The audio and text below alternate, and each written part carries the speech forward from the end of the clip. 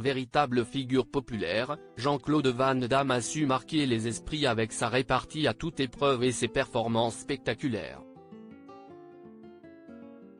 Le documentaire Coup sur coup est un retour sur son parcours pas comme les autres, où les anecdotes surprennent.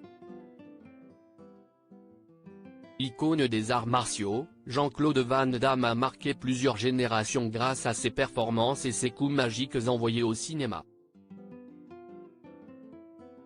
L'acteur belge Jean-Claude Van Damme, JCVD, a largement réussi à se faire remarquer pour ses muscles de bodybuilder au cinéma et son amour des arts martiaux.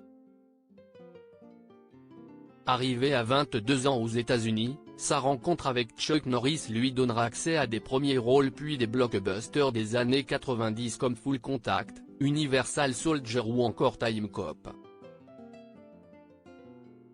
Si dans la galaxie des Monsieur Muscle Made in Hollywood, Jean-Claude Van Damme occupe une place à part, ça n'a pas toujours été le cas.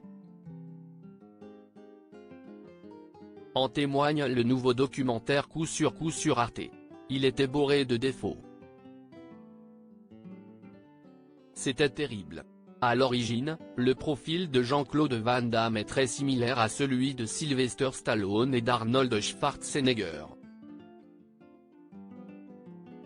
Dans le documentaire Coup sur coup diffusé sur Arte le 13 octobre 2023, tous les trois ont partagé leurs expériences de jeunes garçons frêles, souvent raillés par leur père, parfois même par leurs proches. Pour eux, le salut est venu à travers le sport, la musculation et, dans le cas de Van Damme, les arts martiaux, qui sont devenus les moyens de transcender leurs conditions initiales.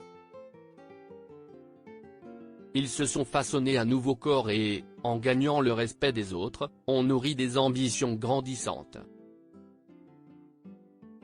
Pourtant, rien n'indiquait à l'origine que cette transformation serait possible, en particulier dans le cas de Jean-Claude Van Damme, surnommé JCVD. Claude Guts, son premier professeur de karaté, figure clé de son parcours, révèle un aspect méconnu de l'histoire. CIST en fait le père de Van Damme qui a conduit son fils au dojo de Claude Guts, animé par un objectif bien précis. Son idée était de faire de lui un homme, raconte le maître en arts martiaux, qui est devenu son mentor et ami. Il trouvait qu'il était timide, un petit peu couillon.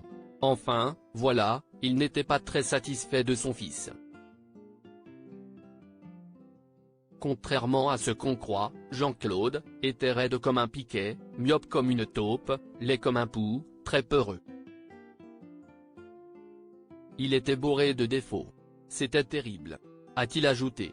Une période de transformation et de développement qui a contribué à forger la personnalité et le caractère de JCVD, faisant de lui une figure emblématique du monde du cinéma d'action.